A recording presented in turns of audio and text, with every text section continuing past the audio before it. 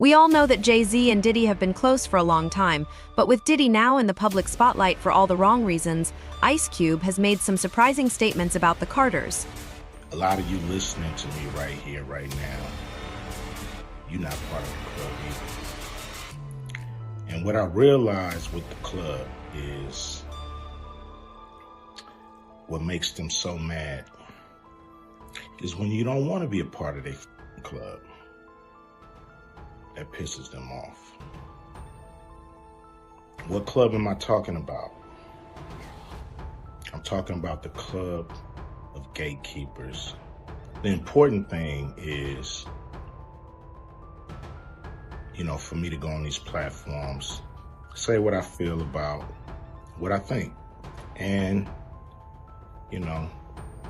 some people may get pissed off because I'm going to talk to everybody. Diddy began his career in the music industry as an intern at a radio station around the same time as Jay-Z. A significant early event in his career occurred when he co-hosted a celebrity basketball game at City College of New York, which tragically ended in a stampede that resulted in 9 deaths. The mayor at the time, David Dinkins, criticized Diddy for failing to ensure that experienced organizers were in charge, especially since tickets had been oversold. After some time at Uptown Records, Diddy founded Bad Boy Records in 1993. One of his earliest major successes was releasing the notorious B.I.G.'s album Ready to Die, and he played a crucial role in launching the careers of artists like Foxy Brown, Faith Evans, and Mary J. However, later on, Mark Curry spoke out about the behind-the-scenes realities at Bad Boy Records.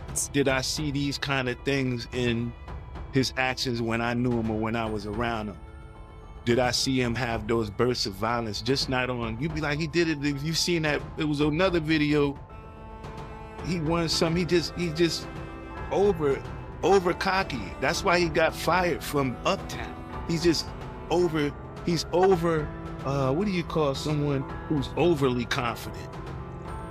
To the point to where it's called arrogance, right? He's arrogant. Nothing wrong with being arrogant, but when you're arrogant and you do it in spiteful ways, then, so when I seen that and I reflect, and I'm like, man, I do remember seeing him be being physically violent towards females. I seen him be physically violent towards producers, other record execs, even artists. Always those kind of stories, man. But those stories are seen from the inside out, not from the outside in. So it's just like, sometimes you can tell, as a man, you'd be like, look, we're gonna need a fair one, or we a one-on-one, a fair one-on-one, and we fight as men so we can come to a resolution, right? So sometimes we fight as men, but you see that sometimes they fight, they keep fighting. They fighting with women, they fighting with people, they fighting with love, they fighting with they self. I seen him fight with his own self. I seen him be violent to his own self, forget anybody else. I seen him beat his own self up. Wow, what you mean by that? Meaning you putting yourself through so much stuff, you beating your own self up, you bringing yourself down with whatever kind of things you need at that time, whether it be alcohol, whether it be pills, or whatever it is that you need. Sometimes people get addicted to pills. And when they get addicted to pills, that it alters the ego. All of that kind of stuff, devices. I seen it all, man. And you said that you seen him get physical with his own artists? Meaning like producers, mainly the hitmen. Mainly the producers. And what I mean by physical, it'd be like, sometimes it might be a physical fight between him and someone else. And you say, wow, you're fighting even with your own artists. You're fighting when you go home. You're fighting with people in your office. You're fighting with your girlfriend. You're fighting with me. You just want to fight everybody, don't you? And that's what, when you think of that name, that might be what he defines Bad Boy. It's really about that energy. that he feels like what makes him. That's what makes him. Diddy emerged as a major figure in the music scene, particularly during the intense rivalry between the West Coast and East Coast in 90s hip-hop and gangster rap. This period marked a significant chapter in the genre's history, especially as the feud between Suge Knight, founder of Death Row Records, and rapper Tupac Shakur tragically culminated in the deaths of both Biggie and Tupac.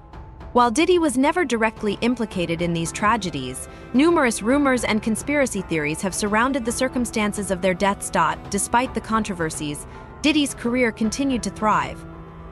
Jaguar Wright has offered an intriguing perspective on Diddy's accomplishments. I was thinking to myself the other day, Uptown Records started with 5. Andre Harrell, Heavy, and Puffy. And Kim was the longest working employee because she was there from the very beginning. She was Andre's personal assistant. Kim is dead. Heavy D is dead. Andre Harrell is dead. The only 2 left, Puffy and Al, and Al almost. It was interesting. Heavy D was found dead, face down in the heart attack. Andre Harrell, heart attack. Kim died from pneumonia, but there's the first coroner's report that said that she died. It was ruled a homicide, and they found toxins in her body to prove that she had been poisoned. You know, they have poisons that create heart attack and pneumonia-like symptoms. And then right after that, Al had a meeting, and I was going to meet up with him because we were in Vegas, and I don't know. You want to know what they all had in common, though? The survivors and the late of Uptown Records, they were all writing tell-all books. Andre was writing a book right before he died. Heavy D was working on a book before he died. Kim Porter was working on a book before she died. And Al B. Sure was working on the documentary of his life. And then he goes into a coma. Has Puffy ever been in a coma? Has anything happened to him? He must be the luckiest motherfucker, because it seems like everybody that worked at Uptown Records from the very beginning. Gone. Just him. I guess Al disappointed you. You know, I speak for a reason. When you see this bullshit motherfucking game with people that you love, that you like, you know, it's too many coincidences. Too many. You honeycomb. Oh. Stamp it. We gonna get you and your little dog too. Diddy faced significant controversy when he was accused of assault in the music video for Hate Me Now, which featured Nas. A scene depicting them being crucified sparked widespread outrage, leading Diddy to request its removal, but the uncensored version ultimately leaked. In response, Diddy and Nas took legal action against Interscope Records. Diddy eventually pleaded guilty to a lesser charge and was sentenced to 1 day of anger management. However, this wasn't the only violent incident in Diddy's past. In a notorious event at a New York nightclub, a heated argument escalated into a shooting that injured 3 people. Both Diddy and his then-girlfriend, Jennifer Lopez, were arrested and faced charges related to violence and gun possession. While Lopez's charges were dropped, Diddy went to trial, alleging racial bias in the justice system against black men. He was acquitted, but his protege, Shine, was sentenced to 9 years in prison for his involvement, later accusing Diddy of betrayal. According to this woman, she says that she's been telling this story consistently for years. But there's been a cover-up. And if we've learned anything from the Cassie story and the recent allegations and other lawsuits, it seems as if Diddy has a pattern of threatening people and cover-up. And she literally says that he had to end up paying her for that incident. Again, as always, these are allegations. I just want to play what she says for you, because a lot of people are saying she's been saying the same story for a very long time. A lot of this has been covered up, and this is why the public doesn't know about her story. Hey, how you doing? So, here today about this latest lawsuit with the P. Diddy, Puff Daddy, Puffy, Sean Puffy Combs, whatever you want to call him, lawsuit that has come out involving the producer Lil Rod. So basically his last two lawsuits, or last two major lawsuits, the one with Cassie, she made mention that Puffy made her carry his guns into nightclubs and wherever they went. And he threatened her to make her feel like she had to do so. And while there were lots of things of importance, that stood out to me. And I'm going to tell you why. In this lawsuit with the producer Lil Rod, they were both SA'd by him and threatened and physically harmed. But in this lawsuit, he appears to be a very young producer to me. But he said something very specific. As a means of threatening him, Puffy said, "That's why I shot up the club in New York back in 1999 and let Shine take the fall for it." Let me tell you why that's of utmost importance to me. Because I am the woman who he shot in the face in that 1999, December 27th, 1999, Club New York shooting. The bullet, I got shot in my face with a 9mm hollow point bullet called a cop killer. I literally have told everyone and never changed what I said. I watched him. I got pow-powed in the face. I watched him fire the gun. I've said it all this time. Even the surgeon who did my surgery to take out part of the bullet fragments that was aspirating into my lungs and try to remove as many bullet fragments as possible, testified in the criminal trial that while they were putting me under, I was screaming, "Puffy, pew pew me in the face." He testified in the criminal trial. It is in the record. They all knew he did it. Everybody knew he did it. But he paid off the club bouncer named Sharice and all these other people and the club owners with their video to hide the video. That's his MO. I told everybody that. This man almost took my life, has traumatized my life, has caused undue harm, irreparable damage to my life, lied his behind off. I've had all these youngins on the internet asking me, swearing that I'm making it up that he did it. And look what he did to Lil Rod. He threatened him. "Oh, you don't think I bust my gun? I shot up the club in Club New York and let Shine take the fall for it. I shot them people." Well. It only took 24 whole years for it to come out. You see this tattoo? This commemorates me getting shot. It took 24 years for him to come out and say it. I've been saying it all along, but y'all pick and choose who y'all want to believe. Oh, baby, you ain't seen nothing yet. Not only did he pew me in the face, he also set off a course of harassment against me for the past 24 years. When I tell you the things I went through, there was a time in 2017 and 2018 where I got 7 flats on my BMW. 7, the same tire, in a 2-year span. 7. You see this RICO charge that's about to come? This conspiring and pew-pewing up the club and ruining or attempting to ruin my life? As God as my witness, I will not stop until you suffer every single iota of punishment until I have every second of recompense that you took from me. For every tear that I had to cry, or my children had to cry, I am going to get $1 million back from you.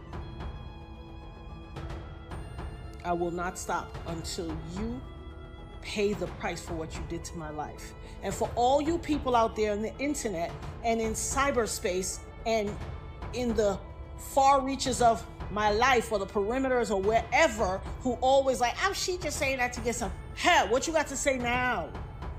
What you got to say now? I had some youngins on the internet that ain't even old enough, that weren't even alive when it happened, arguing me down, cussing me out, calling me everything but a child of God. Go check Instagram, it's there. Harassing my life. Harassing me. Oh, you lying, he ain't do that to you. You just want clout. You just chasing clout. What is that to chase clout about? How is that clout chase worthy? It doesn't even make sense. Well, I guess it will make sense in this new generation, but you better believe I will have my say. Additionally, there have been allegations of inappropriate influence by Diddy towards prominent figures in the industry.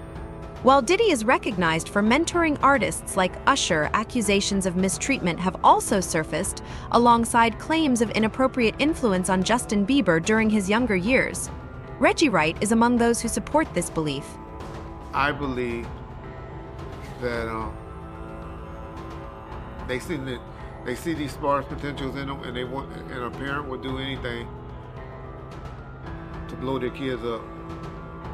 Aaliyah mother settled for publishing rights for allowing R. Kelly to do what he did to Aaliyah. Janet Jackson family did it with the guy from can't think of his name right now, but I think it was the group called Shalamore or something like that. Did it with their family. She got her sister raising a kid thinking that she's the mama. Yeah, I'll get too deep for y'all. But those situations has been happening. There's talk that Diddy spent about 48 hours hanging out with Justin Bieber when Justin was still a minor, raising concerns due to Diddy's past involving teenage boys. At the time, Justin was only 15 years old, and there's video evidence of Diddy gifting him a Ferrari and telling him he could drive it when he turned 16. 16. No, slow down. Let's slow down, Justin. Okay. Let's slow down, okay? One step at a time. But yeah, the keys is yours when you get 16. You're good to go. I'm good to go. Yeah. Alright. And then when you get 18, you get the house. You get the mansion. Okay. Yeah. The mansion. Yeah. So where are we off to now? Where would you like to go? I mean, wherever you want to go. Where are we going? So check this out, yo. Justin, you ever seen the movie 48 Hours? Right now, he's having 48 hours with Diddy, him and his boy. They're having the times of their lives, like, where we hanging out and what we doing. We can't really disclose, but it's definitely a 15-year-old's dream. I have been given custody of him. He signed to Usher. Signed to Usher. I had legal guardianship of Usher when he did his first album. I did Usher's first album.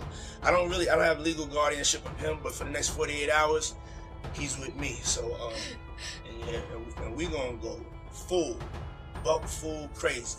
Going crazy. Crazy. I'm taking this out tonight. What you wanna do? What you wanna do over the next 48 hours? 48 hours. Let's go. Let's just go get some. I remember some years ago, Cameron, he did an interview and he told a story about how he went to Diddy house with mates. Yeah. And he fought the in the sea.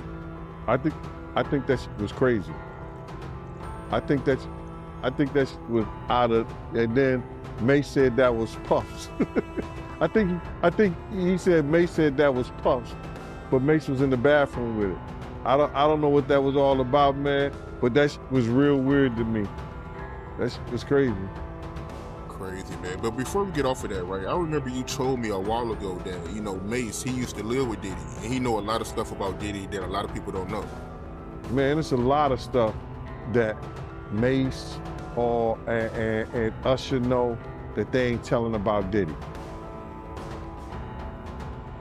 There's a lot of stuff that they know. Can you imagine, bruh? can you really imagine? What you mean by Usher? Usher used to stay with Diddy too, when he was younger. It's no surprise that both Jay-Z and Diddy are now getting reckoning for their alleged crimes. That's all for the video, folks. Thanks for watching.